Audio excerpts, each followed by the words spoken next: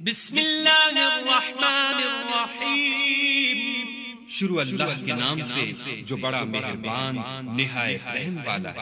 عبس وتولا، محمد مصطفیٰ صلی اللہ علیہ وآلہ وسلم ترش روح ہوئے اور منہ پھیر بیٹھے ان جاءه الاعمى، کہ ان کے پاس ایک نابینا آیا وما يدريك لعله يزكى اور تم کو کیا خبر شاید وہ پاکیزگی حاصل کرتا او يذكر فتنفعه الذكرى، یا سوچتا تو سمجھانا اسے فائدہ دیتا۔ اما من استغنى جو پرواہ نہیں کرتا فأنت له تصدى، اس کی طرف تو تم توجہ کرتے ہو، وما عليك ألا يزكى، حالانکہ اگر وہ نہ سنورے تو تم پر کچھ الزام نہیں۔ وأما من جاءك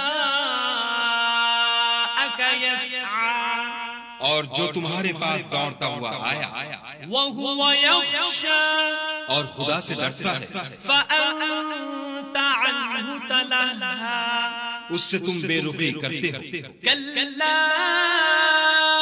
إنها تذكرة، دیکھو یہ قرآن نصیحت ہے، فمن شاء ذكره، بس جو چاہے اسے یاد رکھے۔ في صحف مكرمة قابل ادب ورقوں میں لکھا ہوا، مرفوعة مطهرة جو بلند مقام پر رکھے ہوئے اور پاک ہیں، بأيدي سفرة ایسے لکھنے والوں کے ہاتھوں میں كرام بررة، جو سردار اور نیکوکار ہیں۔ قتل الإنسان ما أكفره، انسان ہلاک ہو جائے ایسا ناشکرا ہے۔ من أي شيء خلقه، اسے خدا نے کس چیز سے بنایا؟ من نطفة خلقه فقدره، نطفے سے بنایا، پھر اس کا اندازہ مقرر کیا، ثم السبيل يسره، پھر اس کے لیے رستہ آسان کر دیا، ثم أماته فأقبره، پھر اس کو موت دی، پھر قبر میں دفن کرایا، ثم إذا شاء أنشره، پھر جب چاہے گا اسے اٹھا کھڑا کرے گا۔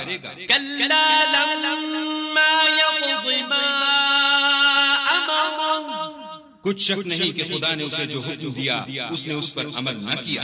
فلينظر الإنسان إلى طعامه، تو انسان کو چاہیے کہ اپنے کھانے کی طرف نظر کرے۔ أنا صببنا الماء